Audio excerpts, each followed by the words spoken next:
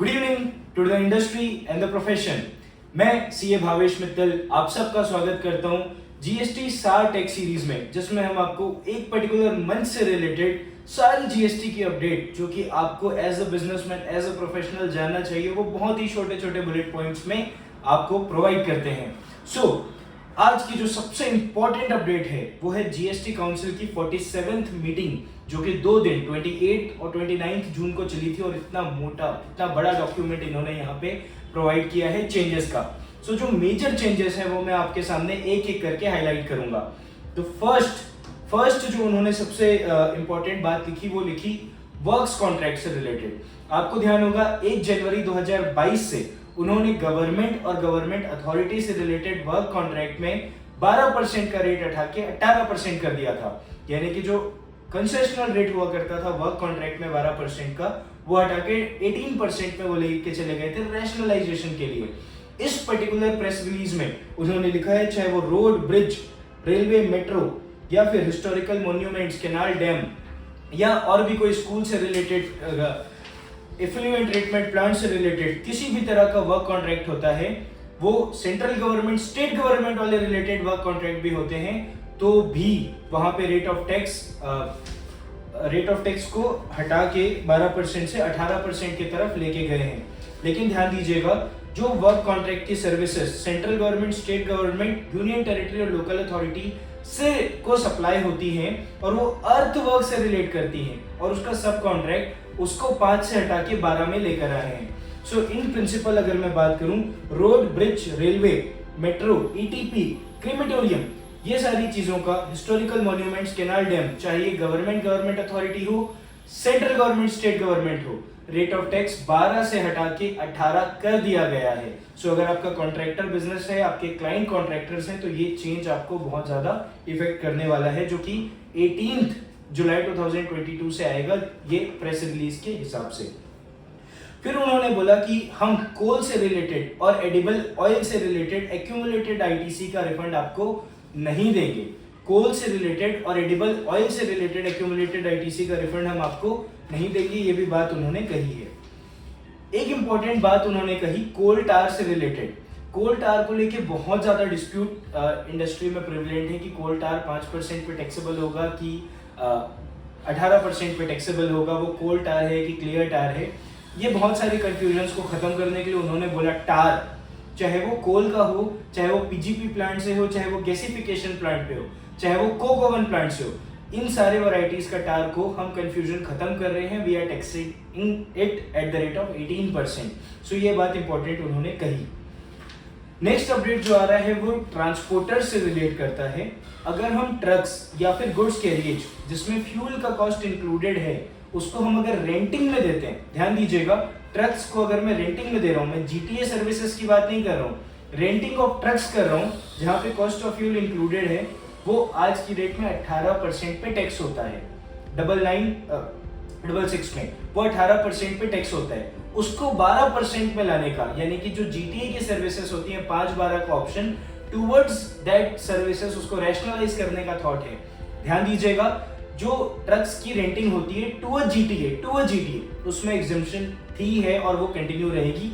लेकिन other than GTA अगर मैं ट्रक की रेंटिंग कर रहा हूं तो वहां पे 18% का रेट था, उसको घटा के कंसेशनल रेट 12% का दिया गया है। ये एक इंपॉर्टेंट बात आपके सामने प्रेजेंट करता हूं। जो नेक्स्ट इंपॉर्टेंट अपडेट, जो नेक्स्ट समझने वाली बात वहां पे उन्होंने लिखी, वो कंसर्न करती है rice mill, wheat mills, flour mills और ये सारी इंडस्ट्री को, फूड इंडस्ट्रीज को, फूड प्रोसेसिंग इंडस्ट्रीज को। ध्यान दीजिएगा, फूड प्रोसेसिंग इंडस्ट्रीज में एक अंडरस्टैंडिंग थी कि अगर आपका राइस, अगर आपकी सीरियल्स, पल्सेस नॉन ब्रांडेड है तो वहां पे जीएसटी रेट में एग्जम्पशन थी। हाउएवर अगर वो ब्रांडेड है तो वहां पे वो जीएसटी रेट, उसमें जीएसटी एप्लीकेबल हो जाता था। अब इन्होंने बोला there was one more important thing as far as rice is concerned and wheat is concerned.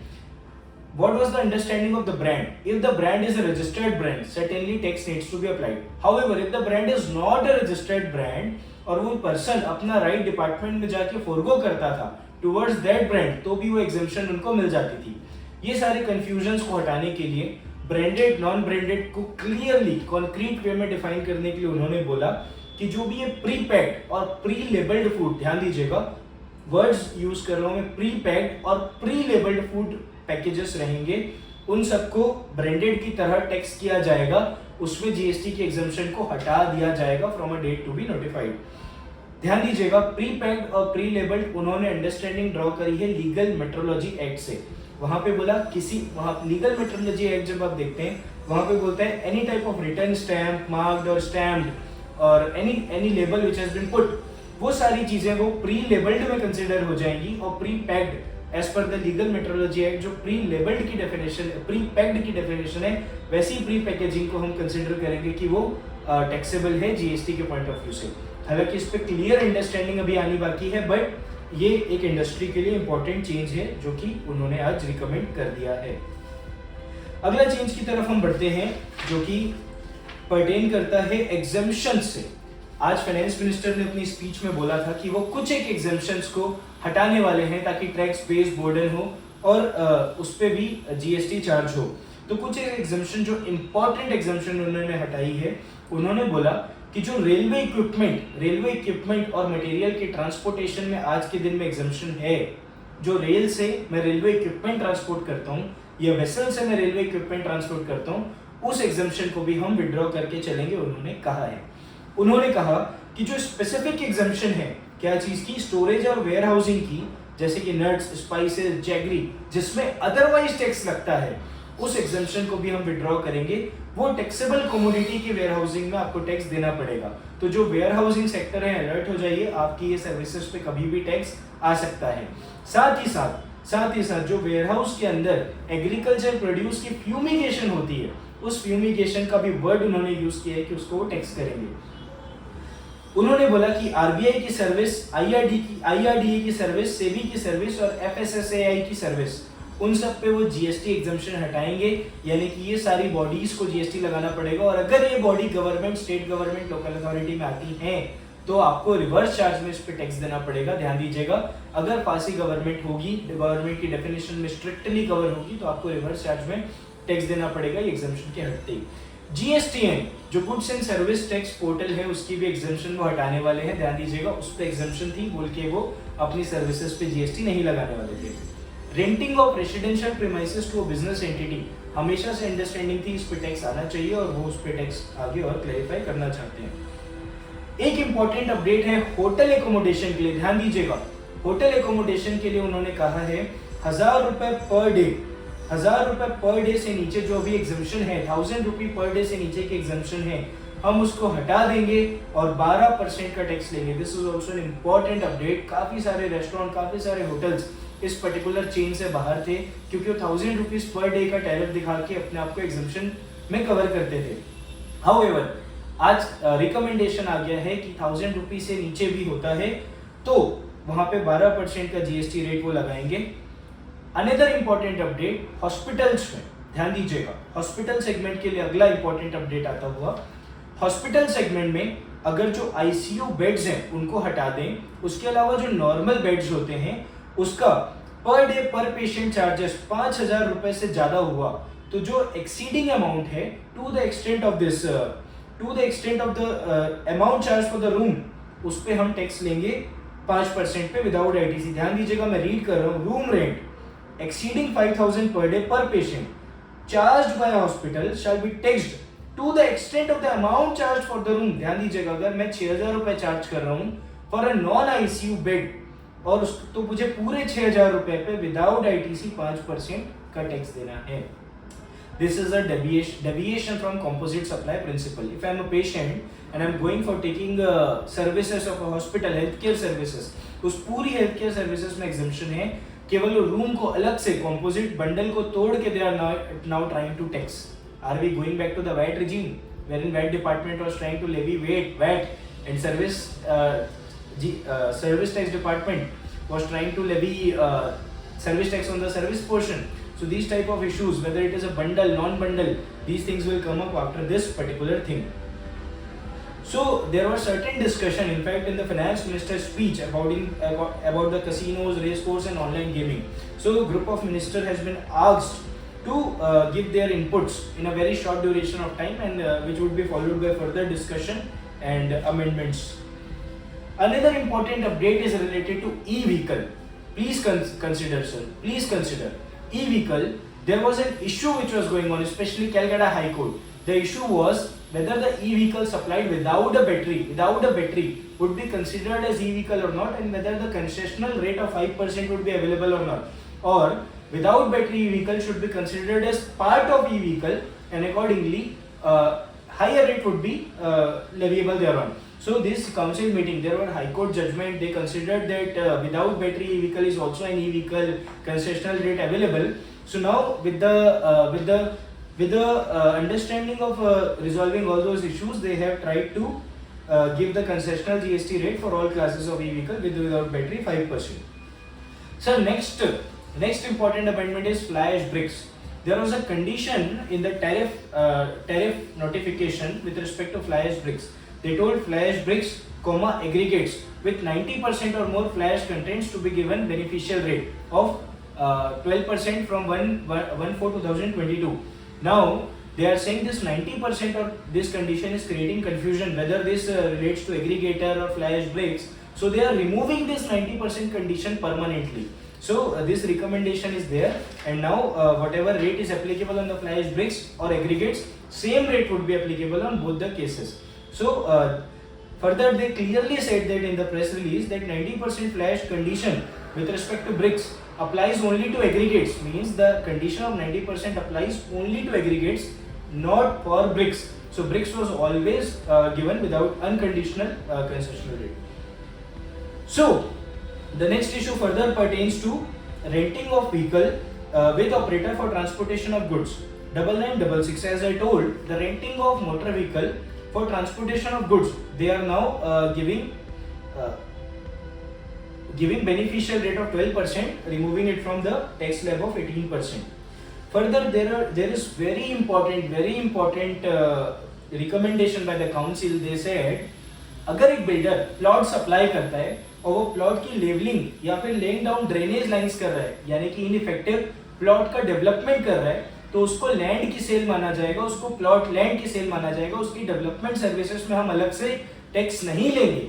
ये रियल एस्टेट सेक्टर के लिए बहुत ही मेजर रिलीफ है, क्योंकि गुजरात एडवांस रूलिंग आपको याद होगी, जिन्होंने पूरे प्लॉट को कंसीडर कर लिया था कि ये डेवलपमेंट सर्विस है। सो उस टाइप की न्यूसेंस रूलिंग से यहाँ पे आपको रिलीफ मिलती हुई दिखाई पड़ रही है। उन्होंने बोला टोल चार्जेस अगर आपका फास्टैग काम नहीं कर रहा है और आपको कैश में पैसा देना पड़ गया, तो वो टोल में जो एग्जम्पशन है वो उस कैश अमाउंट में भी एग्जम्पशन रहेगी, क्योंकि वो एडिशनल चार्ज जो रिकवर हो रहा है वो पार्ट एंड पार्सल है टोल चार्जेस का। कई बार लॉन्ग टर्म लीज के साथ हमको प्रेफरेंशियल लोकेशन चार्जेस और अदर चार्जेस देने पड़ते हैं। उन्होंने बोला अगर आप लॉन्ग टर्म लीज ले रहे हो, अगर वो लॉन्ग टर्म लीज में स्पेसिफिक एग्जम्पशन अवेलेबल है, तो आपका प्रेफरेंशियल लोकेशन चार्जेस में भी एग्जम्पशन मिलेगी। अगर आपका लॉन्ग टर्म लीज में एग्जम्पशन नहीं है, अगर वो कमर्शियल से रिलेटेड है बाय एटसेट्रा, वहां पे आपको एग्जम्पशन नहीं मिलके चलेगी प्रेफरेंशियल लोकेशन चार्जेस में भी। फिर उन्होंने गुड्स ट्रांसपोर्ट एजेंसी से रिलेटेड एक बहुत बड़े इशू को एड्रेस किया है, जिसमें उन्होंने बोला कि जो जीटीए को 5% और 12% का ऑप्शन है, ध्यान दीजिएगा, उसमें उन्होंने बोला जीटीए को जो 5% और 12% का ऑप्शन है वो उनको हर फाइनेंशियल ईयर में एक्सरसाइज करना पड़ेगा। ध्यान दीजिएगा, GTA is being given option to pay GST 5% और 12% under forward charge. Option to be exercised at the beginning of the financial year. RCM option to continue. Sir, अगर आप GTA को option दे रहे हो, so this transport industry has a SOP, standard operating procedure है कि उनको हर साल truck खरीदनी होती है। आप अगर ऑप्शन बोल रहे हो कि फर्स्ट ईयर में एक्सरसाइज करना है, at the beginning of the financial year exercise करना है, तो लेटेस्ट से मैंने एक फाइनेंशियल ईयर में ट्रक्स खरीदी तो मुझे पूरा क्रेडिट मिलेगा क्योंकि मैं 12% के ऑप्शन में हूँ। अगर मैंने दूसरे फाइनेंशियल ईयर में ट्रक खरीदी और मैं वहां ऑप्शन लेता हूँ RCM का, इन दैट केस क्या मुझे पूरा क्रेडिट डिसअलाउ हो जाएगा, क्योंकि मैं सब्सिक्वेंट फाइनेंशियल ईयर में फिर हो सकता है कि मैं फॉरवर्ड चार्ज का ऑप्शन लूँ। सो ये सारे इश्यूज 43 के रिवर्सल की इस पर्टिकुलर रिकमेंडेशन के बाद आने वाले हैं, जिसको स्पेसिफिकली गवर्नमेंट एड्रेस करे तो बेटर है। So these issues will definitely come in transport industry, क्योंकि ये जो first beginning of the financial year में ऑप्शन की बात कही है, रूल 43 को भी अकॉर्डिंगली मॉडिफाई करना पड़ेगा as far as transportation industry is concern. कुछ एक और इम्पोर्टेंट जो चीजें उन्होंने बोली, उन्होंने बोला कि आज की डेट में if a person is supplying some goods through a e-commerce operator, मैं आज फ्लिपकार्ट अमेजोन से कोई भी सामान बेचता हूं तो मुझे मैंडेटरी रजिस्ट्रेशन लेना पड़ता है अगर मेरा टीसीएस उन्हें कलेक्ट करना है तो। उन्होंने बोला आपका टर्नओवर अगर 20 लाख तक है, रिस्पेक्टिव स्टेट्स में 40 लाख तक है, तो हम आपको इसमें एग्जेम्पशन देंगे कि आपको ऑनलाइन सप्लायर्स के थ्रू माल बेचने में जीएसटी रजिस्ट्रेशन नहीं लेना पड़ेगा। ध्यान दीजिएगा, अगर मैं फ्लिपकार्ट अमेजोन के थ्रू गुड्स बेचता हूं, they are required to collect my TCS. In that case मुझे रजिस्ट्रेशन नहीं लेना है अगर मेरा टर्नओवर 20 लाख 40 लाख है तक है तो। दूसरा उन्होंने बोला कि मैं उसमें इंटरस्टेट सप्लाई नहीं कर पाऊंगा। फर्दर उन्होंने बोला कि कॉम्पोजिशन डीलर को भी हम अलाउ करेंगे कि वो कुछ अपना जो सेल है उसको वो ईसीओ के थ्रू कर पाए, और ये 1/1/2023 से इफेक्टिव करने की बात कही है, सब्जेक्ट टू पोर्टल अच्छी फंक्शनिंग करने लग जाए। दूसरा उन्होंने बोला कि एक ध्यान दीजिएगा, this is one of the most important update, आपको ध्यान होगा there was a matter related to input service refund under inverted duty structure. यानी कि अगर मेरा आउटवर्ड सेल 5% पे है और मेरी जो इनपुट सर्विसेज हैं वो 18% पे हैं और इनपुट्स हैं वो भी 18% पे हैं, मुझे केवल, ध्यान दीजिएगा, मुझे रिफंड केवल इनपुट्स के पर्टेनिंग मिलता था, इनपुट सर्विसेज का मुझे रिफंड नहीं मिलता था अंडर इन्वर्टेड ड्यूटी स्ट्रक्चर। ध्यान दीजिएगा, अभी उन्होंने तो इससे काफी सारी इंडस्ट्री जैसे डोलोमाइट, लाइमस्टोन, सैंड, होता क्या था, they are chaptered at 25 items, they are taxable at the rate of 5%, लेकिन उनके पीछे जो सर्विसेज थी, चाहे वो माइनिंग रॉयल्टी की फोर्स्ड कलेक्शन बोल लो या फिर और भी जो एक्सक्रावेशन की सर्विसेज, ब्लास्टिंग की सर्विसेज, वो 18% पे टैक्सेबल हुआ करती थी। एक्यूमुलेशन होने लग गया इनपुट का, छोटे छोटे व्यापारियों के करोड़ों रुपए क्रेडिट लेजर में जमा होने लग गए। इस इशू को ध्यान में रखते हुए अब काउंसिल ने फाइनली रिकमेंड किया है कि हम 89.5 के फॉर्मूले को चेंज करेंगे और उस चेंज में हम इनपुट सर्विस से रिलेटेड भी रिफंड अलाउ करेंगे टैक्स पेयर्स को। ये उन्होंने लिखा है, जो वर्डिंग है, this would help those tax payers who are availing ITC on input services also. VKC Footstep Supreme Court ने क्लियर कर दिया था डिपार्टमेंट के फेवर में रूल करते हुए कि इनपुट सर्विस का रिफंड 54 में नहीं मिलेगा, इन्वर्टेड ड्यूटी स्ट्रक्चर में नहीं मिलेगा। Now they are giving relief to the tax payers and this is a really a welcome move. कुछ रिफंड से रिलेटेड क्लैरिफिकेशन है कि रिस्की एक्सपोर्टर का केस को ज्यूरिसडिक्शन ऑफिसर को फॉरवर्ड किया जाएगा, वहां पे एग्जामिन करके स्पीडी उसका रिड्रेसल करेंगे, जहां पे रिफंड सैंक्शन नहीं हुआ ड्यू टू समथिंग उसको रिक्रेडिट करेंगे। These things they clarified. Another important thing they clarified is input tax credit availed. ध्यान दीजिएगा, input tax credit availed and utilised, तभी उस पे इंटरेस्ट कैलकुलेट होगा। Input tax credit availed but not utilised, उस पे वो रिफंड नहीं, उस पे वो इंटरेस्ट नहीं लेंगे। ये फाइनेंस एक्ट 2022 ने क्लैरिफाई कर दिया था, हालांकि it is not notified till date. उन्होंने बोला है कि हम इसको रेट्रोस्पेक्टिवली, ध्यान दीजिएगा, रेट्रोस्पेक्टिवली एक साथ 17 से लाएंगे कि जहां पे इनपुट अवेल किया पर इनपुट अवेल करने के बाद आपने यूटिलाइज नहीं किया, इन दैट केस वो आप पे कोई इंटरेस्ट नहीं लेंगे। ये एक साथ 17 से रेट्रोस्पेक्टिव बेनिफिशियल मूव लाने वाले हैं।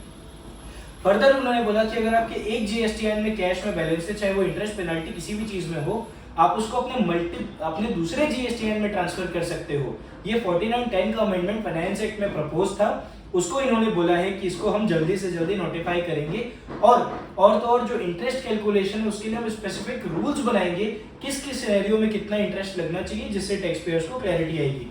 कुछ जीएसटीआर 4 से रिलेटेड उन्होंने लेट फी का वेवर दिया है, मैं उस पर नहीं जा रहा। उन्होंने बोला है कि जब आप गुड्स इंपोर्ट करते हो उस पर जो आईजीएसटी देना होता है, जो एडवांस ऑथराइजेशन ईपीसीजी और यूयू स्कीम के तहत इंपोर्ट कर रहे हैं, उनकी एग्जम्पशन कंटिन्यू रहेगी, वो विड्रॉ नियर फ्यूचर में नहीं होने वाली।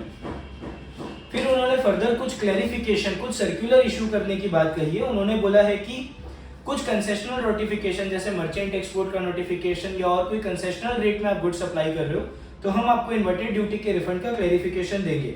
उन्होंने बोला फेक इनवॉइसिंग से रिलेटेड हम एक सर्कुलर इशू करेंगे जिसमें हम क्लियर करेंगे कि कब कब फेक इनवॉइसिंग के केसेस को कैसे डील करना है। सो ये उन्होंने क्लियर अपना सर्कुलर में बोला है। फर्दर उन्होंने फर्दर बोला है कि 3B में किस तरीके की इंफॉर्मेशन आपको फुलफिल करनी है। इंटरेस्ट रेट सप्लाई कर रहे हो तो ब्लॉक्ड क्रेडिट, ब्लॉक क्रेडिट के अलावा इनएलिजिबल क्रेडिट, वो सारी इंफॉर्मेशन आपको कितनी डिटेल में देनी है, हम इस रिगार्डिंग एक क्लैरिफिकेशन इशू करेंगे। ध्यान दीजिएगा, ऐसा एक क्लैरिफिकेशन अभी भी एग्जिस्ट करता है महाराष्ट्र का ट्रेड सर्कुलर। सो वैसा कुछ क्लैरिफिकेशन हो सकता है अपने को अब सीबीआईसी का सर्कुलर के रूप में भी देखने को मिले। फर्दर इन्होंने बोला कि डीम्ड एक्सपोर्ट से रिलेटेड ये कुछ क्लैरिफिकेशन देंगे रिफंड का। उन्होंने बोला 17.5, ध्यान दीजिएगा, जो 17.5 ब्लॉक्ड क्रेडिट का सेक्शन है, 17.5 ब्लॉक्ड क्रेडिट का सेक्शन है, वो उस पर भी कुछ क्लैरिफिकेशन लाने की बात कर रहे हैं।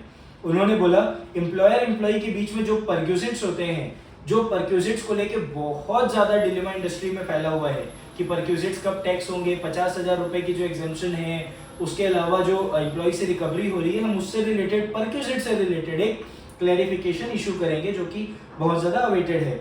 फिर उन्होंने बोला कि जो क्रेडिट लेजर और कैश लेजर का पैसा है उसका यूटिलाइजेशन किस तरीके से करना है, उसको लेके हम क्लैरिफिकेशन इशू करेंगे। ध्यान दीजिएगा, अभी काफी सारे टैक्स पेयर में ऐसा देखा जा रहा है कि सीजीएसटी तो पहले यूज हो जाता है, एसजीएसटी एक्यूमुलेटेड होता रहता है क्योंकि हमारी आउटपुट लायबिलिटी पे होने के लिए सीजीएसटी खत्म हो जाता है एंड सब्सिक्वेंट सीजीएसटी पेमेंट के लिए हमको कैश में पेमेंट करना पड़ता है। सो ये सारे इश्यूज को हो सकता है रिजॉल्व करने के लिए आगे क्लैरिफिकेशन लेके आए। उन्होंने बोला जो जीएसटीआर 9 है और 9A है, हम उसके एग्जाम्पशन को 2 करोड़ तक रखेंगे, 5 करोड़ तक का इसमें बात नहीं लिखी गई है, 2 करोड़ तक की एग्जाम्पशन रख के चलेंगे। उन्होंने बोला जो आप स्क्रिप्ट्स बेचते हो, ड्यूटी क्रेडिट स्क्रिप्ट्स बेचते हो, उसके रिलेटेड कोई सर्विसेज नहीं होती हैं आपके पास, सो अकॉर्डिंगली उससे रिलेटेड रिवर्सल भी नहीं चाहिए। उन्होंने बोला, फर्दर बोला कि हम आपका टैक्स पेमेंट करने के लिए यूपीआई और आईएमपीएस की फैसिलिटी आपको अवेलेबल करवाएंगे। फर्दर उन्होंने बोला कि जो आपका रिटर्न्स नॉन फाइलिंग के कारण, ध्यान दीजिएगा, आपका रिटर्न्स नॉन फाइलिंग के कारण रजिस्ट्रेशन सस्पेंड हो जाता है, हम उस सस्पेंशन को ऑटोमेटिक रिवोक करेंगे अगर आप सारे रिटर्न फाइल कर देते हो और सारी लायबिलिटी पे कर देते हो। तो केवल रिटर्न नॉन फाइलिंग के सिनेरियो को उन्होंने यहाँ पे टच किया। उन्होंने बोला कि हम फॉर्म 3B में कॉम्प्रिहेंसिव चेंजेस करना चाह रहे हैं। ध्यान दीजिएगा, अभी तक खबर ये आ रही थी कि 3B में वो अमेंडमेंट अलाउ करने का कंसिडर कर रहे हैं, लेकिन ध्यान दीजिएगा प्रेस रिलीज ऐसा कुछ नहीं बोलती। प्रेस रिलीज बोलती है कि हम 3B में कॉम्प्रिहेंसिव चेंजेस करना चाह रहे हैं, उसके लिए हम इंडस्ट्री के फीडबैक और सजेशन लेंगे। सो आप लोगों से एक्सपेक्टेशन है कि आप लोग अच्छे से अपने क्लैरिफिकेशन दीजिए, जो जो चीजें आप 3B में इंक्लूड करवाना चाहते हैं आप पुटअप करिए और डेफिनेटली गवर्नमेंट उसको कंसिडर करेगी। एक और इम्पोर्टेंट इशू, कोविड के टाइम पे सुओ मोटो एक्सटेंशन था सुप्रीम कोर्ट का। काफी सारे लोग ऐसा बोलते थे कि इसमें रिफंड एप्लीकेशन, जो रिफंड की टाइम लिमिट फाइलिंग की है, वो इसमें इंक्लूड नहीं होगी। अकॉर्डिंगली आपको रिफंड के लिए जो स्टैट्यूट की टाइम लिमिट है वो देखना पड़ेगा, और सुप्रीम कोर्ट का जो कोविड का एक्सटेंशन है जिसके कारण आप डिलेड वे में भी रिफंड एप्लीकेशन डाल सकते हो, आपको एप्लीकेबल नहीं होगा। हाउएवर कुछ एक हाईकोर्ट ने कुछ फेवरेबल जजमेंट दिए, गुजरात हाईकोर्ट का था आई गेस, वहां पे उन्होंने बोला कि ये सुओ मोटो एक्सटेंशन रिफंड के लिए भी लगेगा।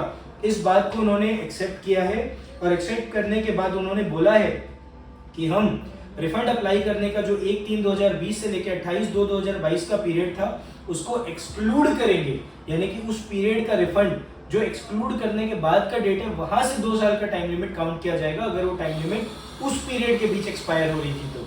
सो ये एक बहुत बड़ी रिलीफ हो सकती है इंडस्ट्री के लिए। लेकिन एक बात आप ध्यान से सुनिएगा, 17-18 का जीएसटीआर 9 की जो लास्ट फाइलिंग डेट थी वहां से 3 साल तक का टाइम था उनके पास 73 में शोकॉज नोटिस और ऑर्डर इशू करने के लिए।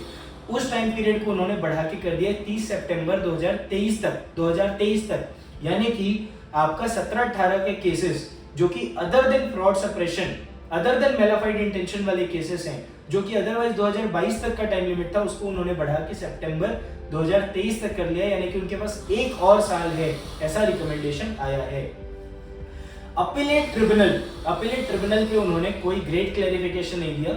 आज फाइनेंस मिनिस्टर ने बोला है कि ग्रुप ऑफ मिनिस्टर्स की हम एक टीम बनाए हैं जिनको हमको जल्दी से जल्दी पूरा स्ट्रक्चर देना है, जिसका फर्स्ट वीक ऑफ अगस्त में हम मीटिंग करके उस एजेंडा पे आगे फर्दर कुछ कमिटमेंट देंगे।